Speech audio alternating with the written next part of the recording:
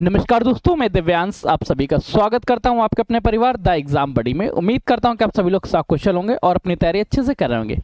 हिंदी के आज की सेशन में हम लोग चर्चा करेंगे सर्वनाम के बारे में और यह डिटेल क्लास होगी। एमसीक्यूज इसके जस्ट बाद होंगे। अपने डिटेल क्लास में सबसे पहले आपको समझना चाहिए कि सर्वनाम होता क्या है। सर्वनाम के ज्ञान से पहले आपको पता होना चाहिए दो लेटर और एक विकारी शब्द, और दूसरा ज्ञान होना चाहिए संज्ञा क्या है। अगर इन दोनों का ज्ञान है तभी जाके आप समझ पाएंगे सर्वनाम। विकारी शब्द के बारे में लास्ट क्लास में मैंने एक शॉर्ट सा नोट दिया था।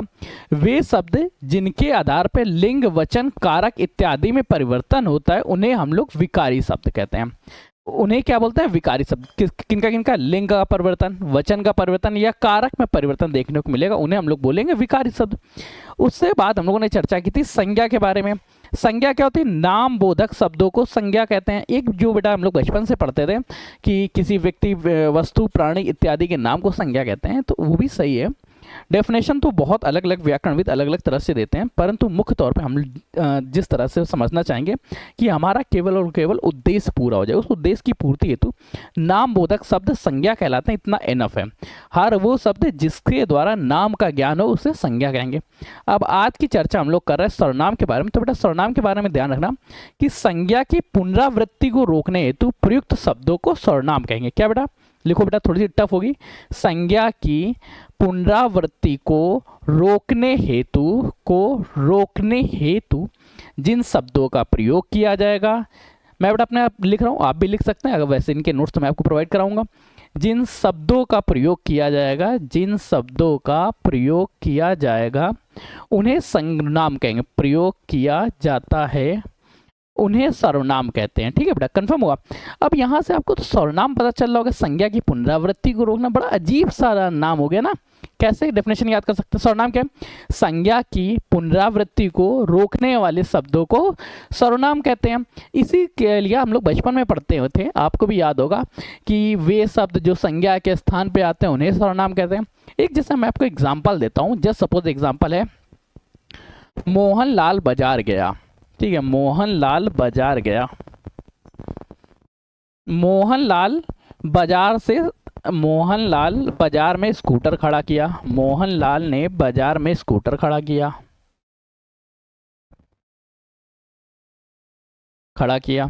मोहनलाल वहां से अपने घर वापस आया। सेंटेंस है, एक वाक्य जैसे मान लेते हैं, मोहनलाल बाजार से वापस आया। अब बेटा देखो, आपको ध्यान देना होगा कि यहाँ पे क्या शब्द है। जैसे मोहनलाल शब्द है, बाजार शब्द है, ये जब बार बार एक ही सेंटेंस में आ रहे हैं तो हमें पढ़ने में अच्छे नहीं लग रहे हैं। पढ़ना बेटा यहाँ आपसे, क्या पढ़ने में एक अलंकार उत्पन्न हो रहा, क्या कोई शोभा उत्पन्न हो रही? मोहनलाल बाजार गया, मोहनलाल बाजार में स्कूटर खड़ा किया, मोहनलाल बाजार से वापस आया। अब इसके लिए क्या किया जाए? मोहनलाल बाजार गया, वहाँ उसने स्कूटर खड़ा किया, वह बाजार से वापस आया।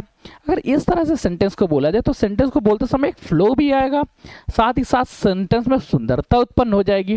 तो सेंटेंस की इसी सुंदरता को व्याप्त रखने के लिए हेतु, इसी सुंदरता को कायम रखने हेतु सर्वनाम का प्रयोग किया जाता है। सर्वनाम क्या कर रही? ये जो संज्ञा लेटर बार बार आ रहा था, इसकी पुनरावृत्ति को रोक रहे हैं, मतलब इसके दोहराव को रोका जा रहा है। सेंटेंस कंफर्म हुआ? कैसे है? जैसे एक और एग्जाम्पल ले लेते हैं।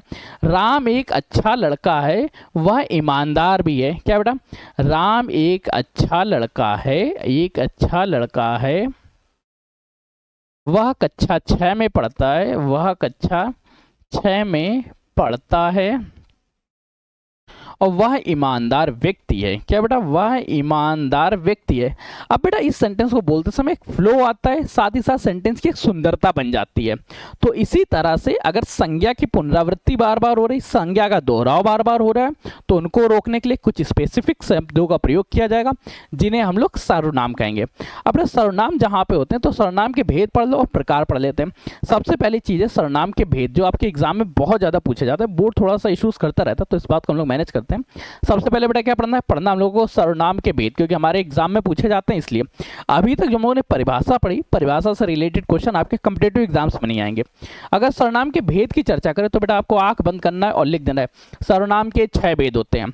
जैसा संज्ञा में हम लोगों ने पढ़ा था, कामतनाथ प्रसाद गुरु जी के अनुसार, आधुनिक व्याकरण विद्यों के अनुसार, सर्वनाम के केस में थोड़ा सा ये नहीं होता। सर्वनाम के केस में 6 भेद हैं और सर्वव्याप्त सभी लोग 6 भेद मानते हैं।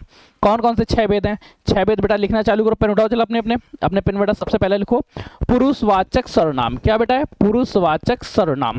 फिर सेकंड लिखो बेटा निश्चयवाचक सर्वनाम। बेटा लिख रहे हैं, मैं भी अभी लिखते रहिए, इसके नोट्स मैं आपको प्रोवाइड कराऊंगा, नोट्स आप डाउनलोड कर लीजिएगा, कोई दिक्कत नहीं। तीसरा बेटा लिखो निश्चित के साथ हो गए अनिश्चयवाचक सर्वनाम। क्या बेटा? अनिश्चयवाचक सर्वनाम। अच्छा क्या आगे सर्वनाम लिख दिए, आप लोग लिख लेंगे, चलो बेटा सही जवाब आया। इसके आगे आप लिख लीजिएगा, मैं नहीं लिख रहा हूँ। पुरुषवाचक, निश्चयवाचक, अनिश्चयवाचक, प्रश्नवाचक सर्वनाम। क्या बेटा? प्रश्नवाचक सर्वनाम, संबंधवाचक सर्वनाम और प्रश्नवाचक। संबंधवाचक सर्वनाम, प्रश्नवाचक सम्मान, संबंधवाचक, और छठा निजवाचक सर्वनाम। निजवाचक सर्वनाम। सर्वनाम के भेद कितने होते हैं? सर्वनाम के टोटल 6 भेद हैं, पुरुषवाचक, निश्चयवाचक, अनिश्चयवाचक, प्रश्नवाचक, संबंधवाचक और निजवाचक। निश्चय में क्या होगा? देखो जब पुरुष की चर्चा करेंगे तो पुरुषवाचक सर्वनाम के भी 3 भेद हैं।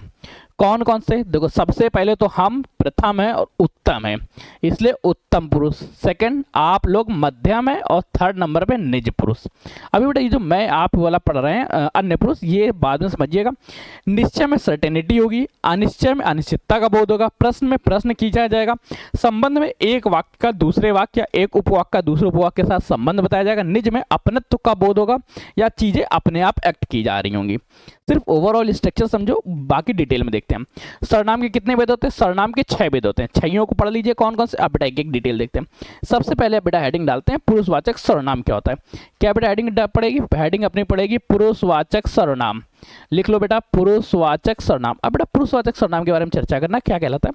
तो बेटा पुरुषवाचक सर्वनाम, सर्वनाम वह जिसमें किसी भी वाक्य में वह सर्वनाम शब्द, बेटा लिखो पूरा सा, वह सर्वनाम शब्द जिससे किसी शब्द के किसी कथन के कहने, किसका बोध होगा? कथन के कहने, कथन के सुनने, कथन के कहने, कथन के सुनने या कथन में किसी अन्य का बोध हो, या क्या कथन में अन्य का बोध हो, वहां पे क्या होगा? वहां पे पुरुषवाचक सर्वनाम होगा।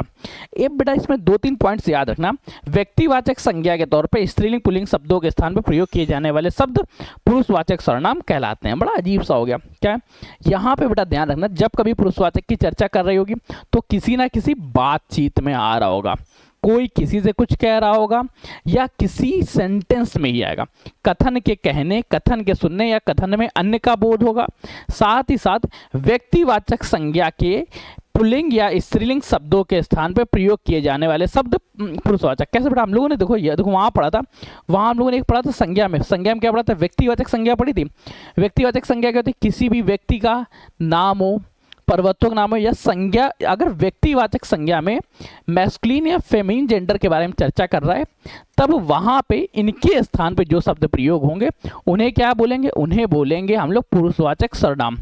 थोड़ा अजीब सा हो गया, समझ में नहीं आया, कोई दिक्कत नहीं बेटा, अगर आपको इश्यूज आ रहे तो मैं दोबारा आपको समझाता हूँ। देखो होता क्या, पुरुषवाचक सर्वनाम क्या कहता है? पुरुषवाचक सर्वनाम कहता है कथन के कहने, कथन के सुनने या कथन में किसी अन्य का वर्णन होगा, या अगर व्यक्तिवाचक संज्ञा में मैस्कुलिन और फेमिनिन का प्रयोग किया जा रहा है, स्त्रीलिंग पुल्लिंग का प्रयोग किया जा रहा है, तो उनको प्रयुक्त करने या उनको हटा के जिन शब्दों का प्रयोग किया जाएगा उन्हें हम पुरुषवाचक सर्वनाम कहेंगे। पुरुषवाचक सर्वनाम के 3 भेद होते हैं। कौन कौन से 3 भेद होते हैं?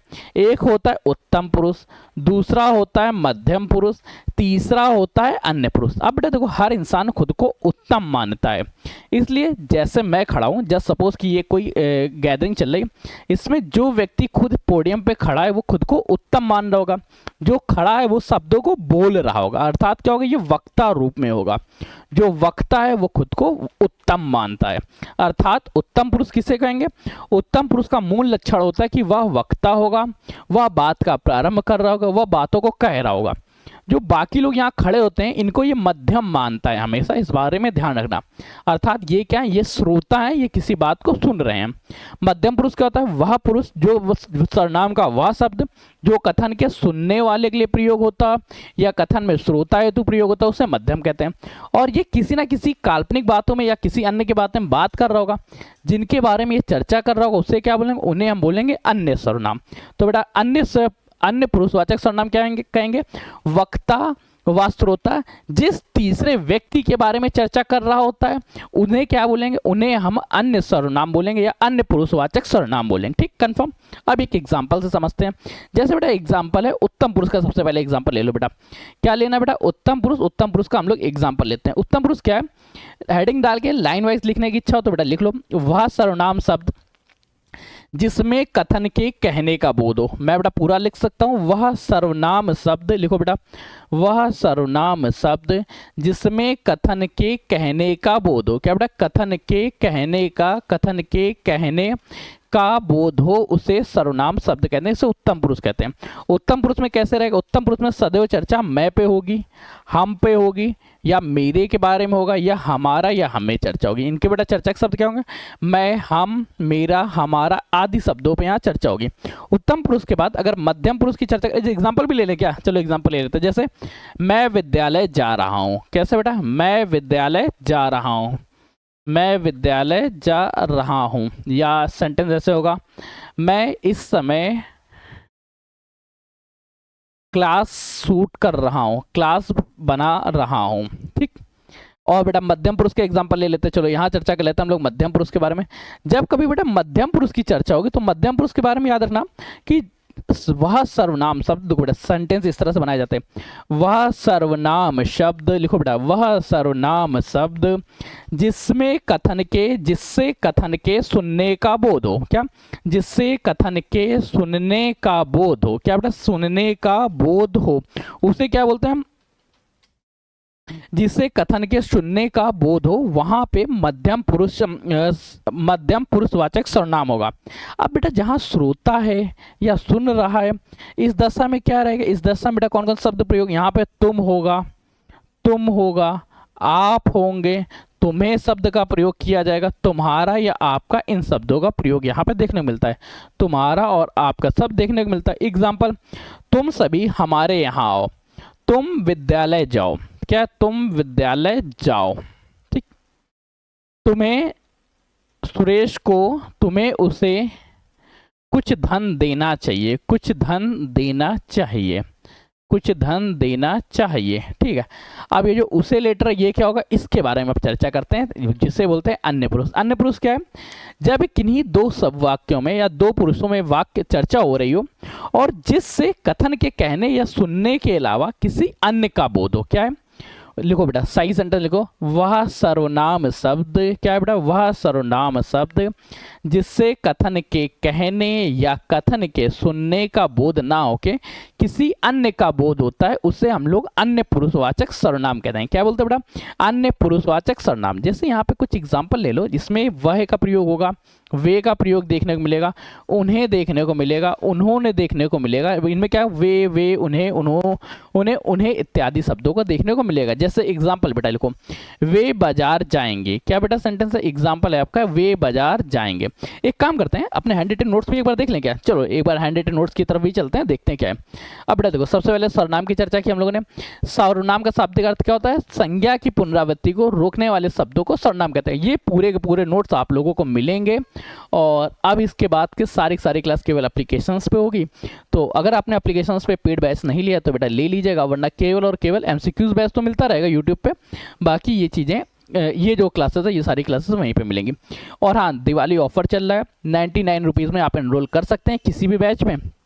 बैचेस खुले हुए हैं तो बेटा जल्दी से एनरोल कर लीजिए, इस तरह के नोट्स वगैरह सब वहीं पे मिलेंगे। ठीक है, ये सारे नोट्स आप लोगों को, आज कौन सा दिन है, आज है बुधवार, गुरुवार से मिलना प्रारंभ हो जाएंगे। ठीक, अब बेटा सर्वनाम के 6 भेद होते हैं, पुरुषवाचक, निश्चयवाचक, अनिश्चयवाचक, प्रश्नवाचक, संबंधवाचक, निजवाचक। पुरुषवाचक सर्वनाम में क्या पड़ा, वह सर्वनाम शब्द जिससे कथन के कहने या सुनने का बोध होता है। इसके 3 भेद होते हैं, उत्तम पुरुष, मध्यम पुरुष और अन्य पुरुष। तीनों कंफर्म हो गए। अब हम लोग इसके बाद चर्चा करते हैं निश्चयवाचक सर्वनाम के बारे में। अब बेटा देखो, निश्चयवाचक सर्वनाम क्या होता है, इस बात को सबसे पहले समझना पड़ेगा और आप लोग हेडिंग लग बनाओ। बेटा सबसे पहले हेडिंग बनाओ, निश्चयवाचक सर्वनाम। क्या बेटा हेडिंग बनाना है, हेडिंग बनाना है आपको निश्चयवाचक सर्वनाम की। लिख लो बेटा इस तरह से, निश्चयवाचक सर्वनाम। अब बेटा निश्चयवाचक सर्वनाम को डिटेल से देखते हैं और थोड़ा सा समझते हैं।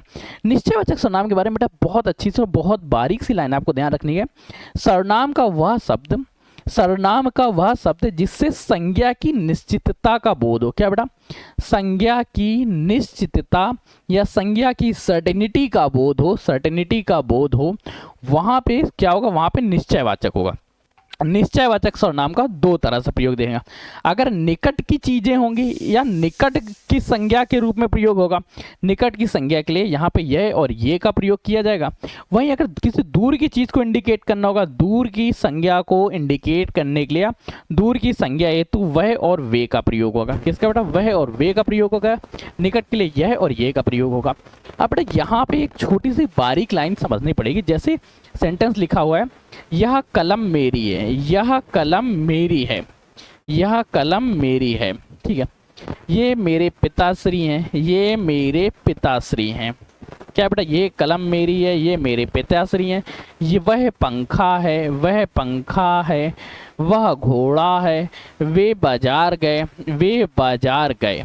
अब बेटा ये चार सेंटेंस दिए और ध्यान से देखना, यहाँ पे थोड़ी सी गोली होने वाली है क्या बेटा? देखो, यह कलम मेरी है, इसमें क्या है? सबसे पहले तो बेटा देखो, जो मैं लिख रहा हूँ, मैंने एक लेटर लिखा आपके लिए, निर्जीव की चर्चा की जा रही है। यह कलम मेरी है, यहाँ पे बेटा क्या चर्चा की जा रही है? यहाँ पे बेटा चर्चा की जा रही है, ध्यान रखो, यहाँ पे चर्चा की जा रही है निर्जीव के लिए, इंडिकेशन किया जा रहा है। इंडिकेशन का मतलब क्या हुआ? यहाँ पे निकटवर्ती के लिए चर्चा हुई, तो ये निश्चयवाचक सर्वनाम हो गया। क्या बेटा हो गया? निश्चयवाचक सर्वनाम हो गया। फिर देखो, ये मेरे पिताश्री हैं, ये मेरे पिताश्री संबंध दिखा रहा है, यहाँ पे भी क्या होगा? यहाँ पे निश्चयवाचक सर्वनाम होगा। वह पंखा, यहाँ भी निश्चयवाचक। वे बाजार गए, यहाँ पे कौन सा सर्वनाम होगा? ये बात आपको ध्यान देनी है। क्या यहाँ पे निश्चयवाचक सर्वनाम होगा? या मैं दूसरा एग्जांपल आपको दे रहा हूँ, अन्य पुरुषवाचक के बारे में ध्यान रखो बेटा। अन्य पुरुषवाचक सर्वनाम भी हम लोगों ने पढ़े थे और वहां पर भी यही वाली एक गोली हो गई थी। इस बात को ध्यान से समझना है। बात ध्यान रखना, अगर यहाँ पे किसी क्रिया का होना पाया जाए, कोई क्रिया हो रही है, तब वह चीजें निश्चयवाचक सर्वनाम ना होके वो अन्य पुरुषवाचक सर्वनाम होगी। बात ध्यान रखना, वो क्या होगी? वो अन्य पुरुषवाचक सर्वनाम होगी। यहाँ पे अन्य पुरुषवाचक सर्वनाम आपको लगाना होगा। और ये छोटा सा बारीक अंतर आपको आगे भी काफी चीजों में दिखेगा। जैसे बेटा एक चीज और लिखते हैं, जस्ट सपोज देखो, यह मेरा मित्र है। क्या? यह मेरा मित्र है, यह मेरा मित्र है। वह मुंबई में रहता है, वह मुंबई में रहता है, वह मुंबई में रहता है। अब बेटा यहाँ पे बताओ, यहाँ पे क्या है? यहाँ पे निश्चयवाचक सर्वनाम कहाँ पे है? और निश्चयवाचक सर्वनाम के साथ आपको बताना है कि यहाँ पे निश्चयवाचक सर्वनाम क्या है और अन्य पुरुषवाचक सर्वनाम कहाँ है। बेटा देखो, यह मेरा मित्र है, ये सर्टेनिटी का बोध दे रहा है, इसलिए यहाँ पे क्या होगा? यहाँ पे होगा निश्चयवाचक सर्वनाम। क्या होगा यहाँ पे? निश्चयवाचक सर्वनाम। वह मुंबई में रहता है, सजीव की चर्चा कर रहे हैं। अब यहाँ पे क्या होगा? यहाँ पे अन्य पुरुषवाचक सर्वनाम होगा। ठीक है, तो इस बात को बेटा थोड़ा सा आइडेंटिफाई रखना, अन्य पुरुषवाचक सर्वनाम। अगर आपको इस चीज में इशूज आता है, आप एप्लीकेशंस पे हैं, एप्लीकेशन में आपके पास चैट बॉट होगा, चैट पे चैट कर दीजिएगा, या मैं आपको नंबर दे रहा हूँ 9889057003, इस नंबर पे आप मुझे व्हाट्सअप कर दीजिएगा, ताकि इस चीज़ की ये जो इश्यूज़ है, देखो बेटा सीधी चीज़ है, सिलेक्शन लेना है तो सिलेक्शन लेने के लिए हमें अपनी गलतियों को पकड़ना होगा, हर गलती पे काम करना होगा। अगर इसी गलती हो रही है तो ये नहीं करनी है। और अगर आप एप्लीकेशन, ये क्लास तो फिलहाल यूट्यूब पर भी हो रही है आप लोगों के लिए, तो ये लास्ट क्लास है जो यूट्यूब पर हो रही है, ये भी ध्यान रखना। अगर आप यूट्यूब पर क्लास को देख रहे हो तो बेटा कमेंट सेक्शन में कमेंट कर दीजिएगा, और साथ ही साथ अगर आप बैच ले लेंगे तो थोड़ा सा हमारा भी भला हो जाएगा। ठीक है, फिर बेटा इसके आगे चर्चा करते हैं, थोड़ा सा आगे बढ़ते हैं और चर्चा करते हैं हम लोग पुरुषवाचक सर्वनाम से आगे निश्चयवाचक सर्वनाम के बाद। बेटा हेडिंग डालो फटाक से, और हेडिंग डाल के आपको लिखना है अनिश्चयवाचक सर्वनाम। क्या लिखना है बेटा? अनिश्चयवाचक सर्वनाम। क्या लिखोगे बेटा? अनिश्चयवाचक सर्वनाम। ठीक है, कंफर्म हो गया? लिखो बेटा, जल्दी से लिखो अनिश्चयवाचक सर्वनाम। अब देखो अनिश्चयवाचक सर्वनाम क्या होता है? अनिश्चयवाचक सर्वनाम का वह प्रारूप है जिसमें निश्चितता या सर्टेनिटी का बोध ना हो रहा हो। क्या? निश्चितता या सर्टेनिटी का बोध ना हो रहा हो, उसे क्या बोलेंगे? वहां बोलेंगे हम लोग अनिश्चयवाचक सर्वनाम। अनिश्चयवाचक सर्वनाम क्या होता है? वह सर्वनाम शब्द जिसे संज्ञा की निश्चितता का बोध ना हो, उसे अनिश्चयवाचक कहते हैं। ये बेटा दो तरह का प्रयोग होता है। अगर ये वस्तुओं के लिए प्रयोग हो रहा तो कुछ का प्रयोग यहाँ देखने को मिलेगा, वहीं अगर ये प्राणियों या जीवित व्यक्तियों के लिए प्रयोग हो रहा है तो कोई का प्रयोग देखने को मिलेगा। वस्तुओं के लिए कुछ का प्रयोग ये अनिश्चितता के तौर पे होगा, साथ ही साथ यहाँ पे ये निर्जीव चीजें होंगी, और वहीं अगर सजीव चीज होगी तो कोई का प्रयोग होगा, ये भी अनिश्चयवाचक प्राणियों के लिए प्रयोग होता है। अब देखो बेटा एग्जाम्पल कैसे, मुझे आकाश में कुछ दिखाई दे रहा है, क्या बेटा, मुझे आकाश में कुछ दिखाई दे रहा है, मुझे आकाश में कुछ दिखाई दे रहा है, ठीक है, कुछ दिखाई दे रहा है। और एक सेंटेंस हो गया, वहां कुछ तो रखा है, वहां कुछ है, वहां कुछ है, वहां कुछ है, कोई आया हुआ है, क्या बेटा, कोई आया हुआ है। अब बेटा आपको एक बात ध्यान देना है क्या, यहाँ पे अनिश्चितता या अनसर्टेनिटी का बोध हो रहा है, वस्तुओं के लिए कुछ का प्रयोग, प्राणियों के लिए कोई का प्रयोग। फिर चर्चा करते हैं हम लोग, इसके आगे से बढ़ते हैं, नोट्स पे चले चलो बेटा नोट्स पे देख लेते हो। निश्चयवाचक सर्वनाम क्या कहता है, वह सर्वनाम शब्द जिससे संज्ञा की निश्चितता का बोध होता है उसे निश्चयवाचक सर्वनाम कहते हैं। निकटवर्ती वस्तुओं के लिए यह और यह प्रयोग, दूरवर्ती संज्ञा के लिए वह और वे का प्रयोग होता है। पुरुषवाचक और अन्य पुरुषवाचक में थोड़ा सा डिफरेंस होता है, इस बात को आपको समझना पड़ेगा। और कैसे देखेंगे इस बारे में, ये बात तो आपको कंफर्मेशन करनी होगी। इसके बाद देखते हैं अनिश्चयवाचक सर्वनाम के बारे में। अनिश्चयवाचक सर्वनाम के वह सर्वनाम शब्द जिससे संज्ञा की निश्चितता का बोध नहीं होता है उसे अनिश्चयवाचक सर्वनाम कहते हैं। वस्तुओं के लिए कुछ, प्राणियों के लिए कोई का प्रयोग। जैसे एग्जांपल अब चर्चा करते हैं संबंधवाचक सर्वनाम के बारे में। अब देखो संबंधवाचक सर्वनाम क्या कहता है, पहले इस बात को देखने से पहले हेडिंग डालो, जल्दी जल्दी बेटा हेडिंग बनाओ। संबंधवाचक सर्वनाम, ये बोर्ड फिर से चूज करेगा, कोई दिक्कत नहीं, संभाल लेंगे हम लोग। संबंधवाचक सर्वनाम क्या डालना बेटा, संबंधवाचक सर्वनाम लिखना। अब बेटा संबंधवाचक सर्वनाम लिखते हैं आपको 2 पॉइंट्स ध्यान देने हैं। संबंधवाचक सर्वनाम क्या कहता है, यह वाक्यों को जोड़ने का काम करता है। ये एक वाक्य या उपवाक्यों का आपस में संबंध बताता है, वाक्य या उपवाक्य का आपस में संबंध बताता है, या एक वाक्य और अन्य वाक्यों को दूसरे से जोड़ने का कार्य करता है। जैसे बेटा ये तो आपको याद कर लो, जो और सो का प्रयोग मिल जाए वहां क्या होगा, संबंधवाचक होगा। जैसा वैसा मिल जाए तो वहां क्या होगा, जैसा वैसा मिल जाए तो वहां संबंधवाचक होगा। जो वह मिल जाए वहां क्या होगा, संबंधवाचक होगा।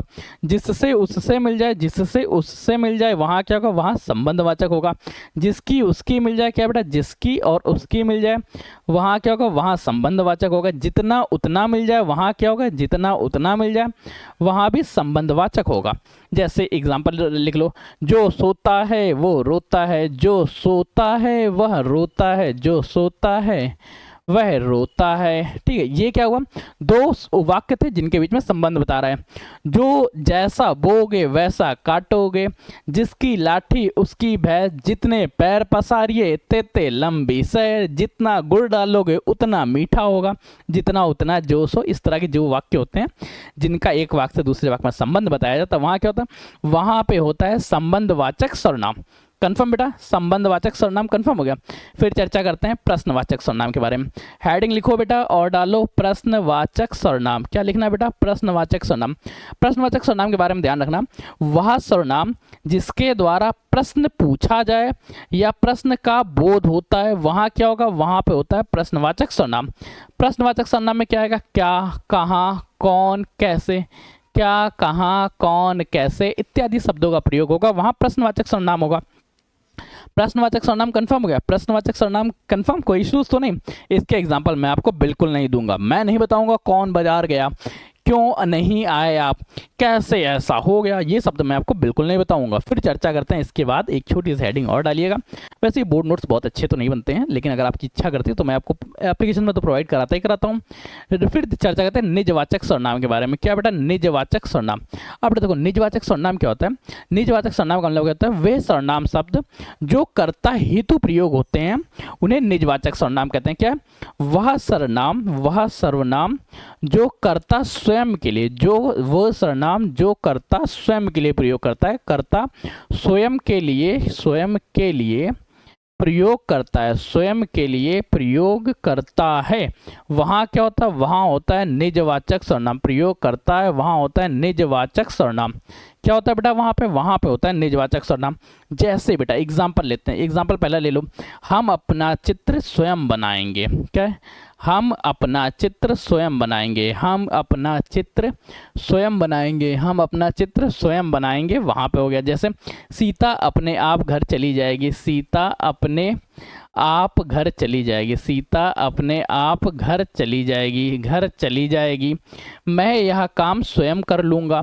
ये बेटा होगा निजवाचक या निजवाचक सर्वनाम के बारे में। क्या बेटा, निजवाचक सर्वनाम। एक बेटा चलते हैं फिर से हम लोग अपने नोट्स पे, और नोट्स को ध्यान से देखते हैं। नोट्स क्या कहता है?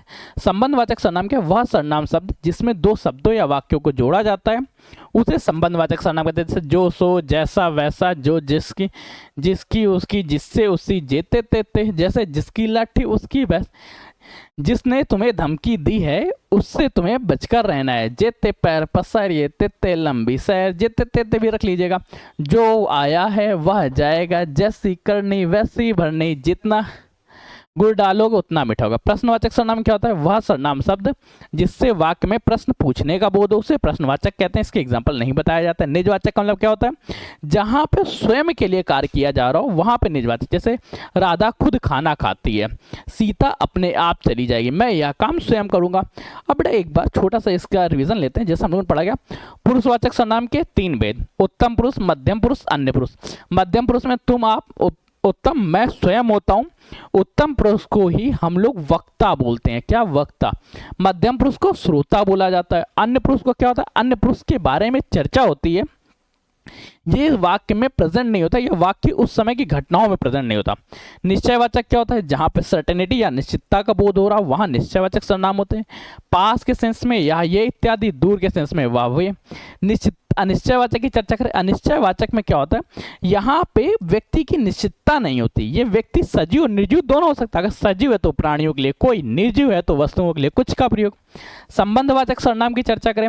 संबंधवाचक सर्वनाम में एक वाक्य का दूसरे वाक्य से उपवाक्य का दूसरे उपवाक्य के साथ संबंध बताया जाता है, और ये संबंध वाचक के लिए जो, सो, जैसा, वैसा, जैसी, जिसकी, इसकी, उसकी, जितने, उतने, इन शब्दों का प्रयोग किया जाता है। प्रश्नवाचक सर्वनाम बिल्कुल नहीं बताया जाता है। निजवाचक में स्वयं का बोध होता है, अर्थात स्वतः, स्वयं ही, इत्यादि।